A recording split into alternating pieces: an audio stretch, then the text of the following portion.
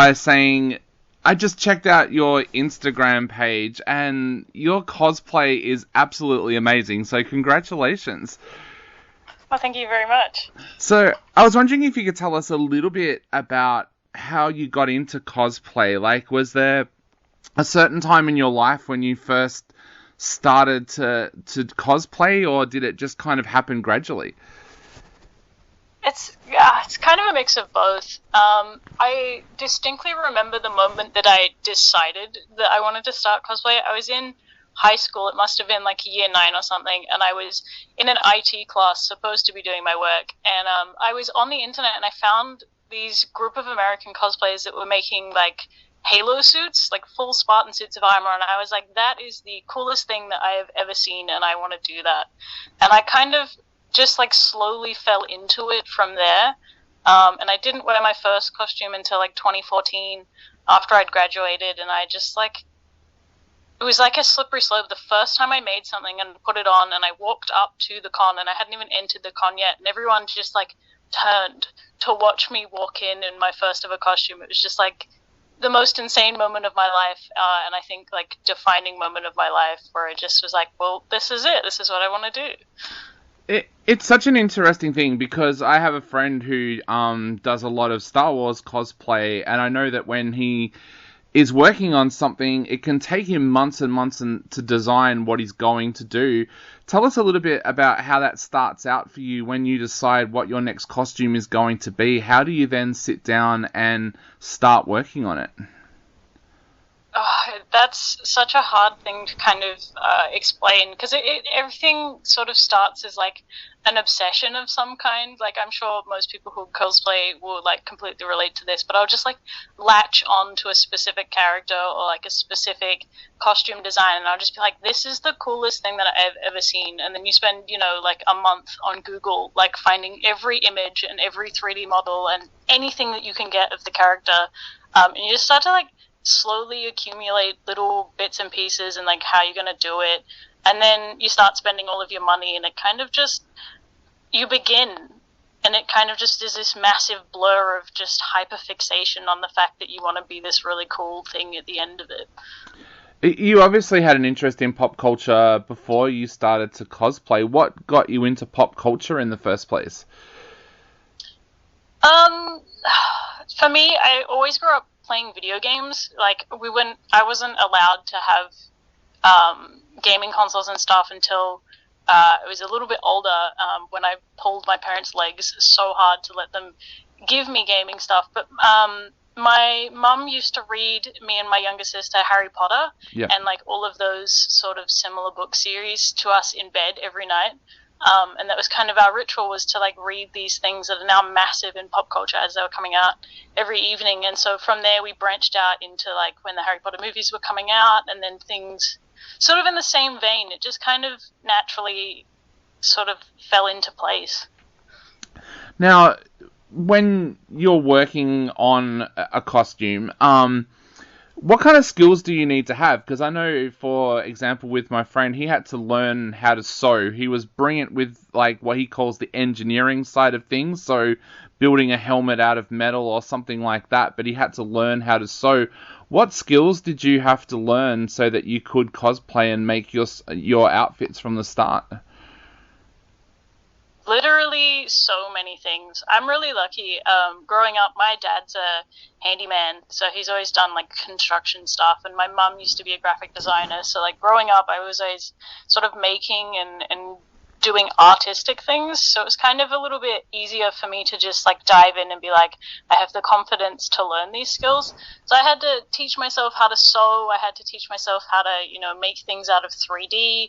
I'm currently trying to teach myself how to use 3D software properly, because I still don't know what I'm doing. I'm just kind of out here clicking buttons until it works, but I feel like that's kind of all it really takes, is like a can-do attitude and like the willingness to sit down and just like keep practicing until you get better and better at it. But like, I taught myself absolutely everything that I know how to do now over the past 10 years, so it's just like a slow accumulation of talents.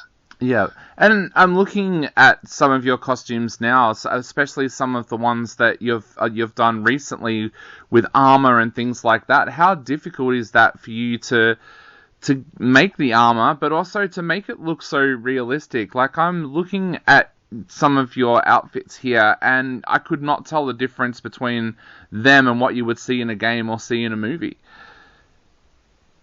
Yeah, I think for me, I find armor stuff really easy. I like working with things with my hands and like sculpting and like making sort of more 3D solid objects be a thing. So for me, it's kind of, it just feels natural to like sit down and play around with things and just like sculpt it into being. Sewing I hate with such a passion. I'm just not good at it. I just can't understand how fabric works and how to draft fabric patterns and stuff. So I guess it depends on what the thing is. Like, for me, it feels very natural because I'm having a good time while I'm doing it. So, yep. How do you get over that kind of hatred for sewing? Because I could see a shot here with you with the Singer sewing machine. How do you get over that? Or do you kind of like put that off until the very last thing? I'm currently putting off sewing right now. I need to be sewing a bodysuit thing for PAX. And I'm not doing that right now because I don't want to do it. But once I have the confidence in like the rest of the stuff, I can sit down and tackle this. But again, it's all practice, and it's all managing to step back and remind yourself that you know, you get better as you practice, and that you are doing the job of 20 people in an actual costume studio, all yourself at home, with whatever you can scrounge up from your savings. So it's just like reminding yourself that mistakes are okay, and like you can do this, and it's just practice, and like having that moral support for yourself. Definitely. Now, if you don't mind me asking, how long would it normally take you to make a costume, and how much roughly would a costume cost for you to make? Oh, that's a tough one. It depends on the costume. Some stuff is remarkably quicker than others, depending on like how much detail you have to put into it. And if you're working from someone else's patterns or existing stuff, like existing 3D models and that sort of stuff, or if you're having to like come up with all of the templates and everything like that yourself. So for me, I wouldn't want to make anything with like less than 2 months of time. But things can take upwards of, a year. I know plenty of people that have spent like a solid year dedicating all of their spare time to their costumes. I'm kind of the person that will like either work on something like a week here and a week there for like 3 years until it's done, or I'll do it all in like 3 months. Wow. What's the longest that you've worked on one, and what was that costume? The longest like hour commitment was my most recent costume, my Savathun costume from Destiny 2: The Witch Queen. That was genuinely 3 months straight of work. Like that was a paid job that I was so lucky to get and so honored to get. But I worked for 3 months straight with no weekends, and they were at least 8-hour days. And I think I had a total of 4 days off on the whole project, but it was genuinely 3 months straight. Wow. Now, you mentioned PAX before, and of course, we've got the Australian leg of the Cosplay Central Crown Championships coming to PAX this year. Tell us a little bit about the championships, about the history of the championships, and what happens at the championships. I guess most of our listeners will be asking too. So the Cosplay Central Global Crown Championships is like a merger of 2 championships or 2 previous overseas events, and it's been brought to Australia. It was brought over, I believe, last year. My information on this is pretty rusty, but this year what you're going to see at PAX is a collection of cosplayers from all around Australia bringing stuff that they've probably been working on since the last PAX back in 2019, and they're going to be presenting that in front of the audience. It will be like lots of sewing stuff, lots of armored stuff, mixes of in between. We could see some massive like creature costume stuff as well as beautiful ball gowns. But basically it's going to be people showing off their accumulated skills, their talent, their eye for design, and also their love for the characters and their sort of stage presence and performance on stage. So it's something it's going to be really, really interesting to watch. Even if you have no idea about costumes, no idea about cosplay or anything like that, I think seeing the way these people are on stage is just this otherworldly experience. Now, you're a judge, of course, so what does that mean to you, being a judge for such a prestigious event? It's pretty daunting. I've judged a lot of things in my time now, and it doesn't really get any easier, but I think this is probably going to be the hardest thing that I've judged to date, because everyone has had 2 years to work on their costumes since, like, the last competition. For me, I love just seeing everyone's passion and everyone's skills and how much dedication. Contestants will bring in like a logbook of how they made their costume. So we get to, as judges, we get to read through how they did it, all their processes. We get to see all those beautiful details up close, and hear from them and inspect the cosplay on the day in person. And like, that's so exciting. But as well as that, it's, I don't know, there's not many people that will understand what it's like to compete as well, and to be backstage on these competitions. All of the competitors, they might not know each other going in, but when they leave with like that beautiful new lot of connections and friendship that develops backstage. Comps like this are not only amazing to witness, but they're amazing to compete in, and they're amazingly really difficult to judge as well, because everyone is the standard for cosplay right now is so high. It's like industry costume studio level high at the moment. There are so many talented people out there in this field now doing some insane stuff that even I couldn't do.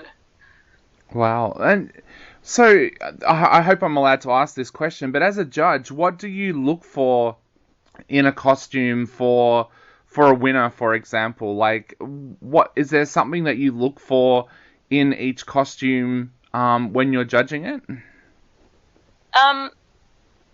It's hard because we judge on a lot of aspects a lot of the time. So if you're being judged in a competition like this, you're being judged in your proficiency at your skills. So if you're sewing, like how good your sewing is, the techniques you use, how neat your edging is, and all that sort of stuff. You get judged on how cohesive the design is. So like if your fabric choices or your paint choices and that sort of stuff matches. You get judged on your accuracy to the source material. So like how good of a job you did bringing a character to life. It's hard. It depends on the costume and the source material as to what areas have more weight.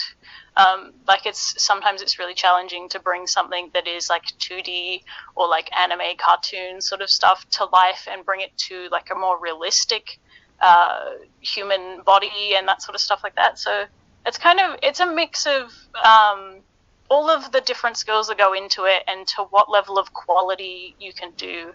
And we find a lot of the time there's so many people doing so many different skills in the one costume at such a high level that it makes separating who did like technically the better job of constructing these things so hard, which is where the stage presence thing comes in, which is a whole other thing in itself.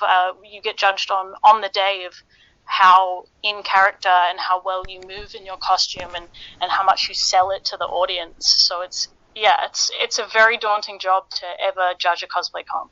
Definitely. Well, I'm glad that you're judging and not me, because I think I would be blown away by so many of the costumes that comes through. And I guess the big question is, because you're a judge this year, does that mean that you aren't cosplaying, or can we expect to see you in cosplay at PAX as well? It's a funny story. Before they asked me to judge, I was actually considering entering the comp myself. Oh, wow. And then I got the ask to judge, and I was like, well, damn, there goes that idea. But also, it's still really, really cool, and I'm super, super, super excited. I love cosplay, so I will be running around all weekend. I'm going all 3 days in a bunch of different costumes, and I hope to wear something that's comfortable enough to get to judge in cosplay as well. So. Awesome. Well, Danielle, I know a lot of our listeners will be heading along to PAX and they'll definitely want to check out the cosplay competition. But for some of the listeners out there who are thinking about getting into cosplay, what would be the one bit of advice that you would like to finish the interview with for someone who's thinking about starting out their own adventure with cosplay? I feel like it's going to be so cheesy, but my piece of advice for anyone that's thinking about starting cosplay is to just do it. Like, literally the only thing that's standing in your way is having the confidence to dip your toe in and start. You don't have to spend heaps of money. You don't have to dedicate heaps of time. You just need to just dip your toe in, see if you like it, test it out, and then remember that everything from there is just practice. And you will get better the more that you do it, so don't be too hard on yourself.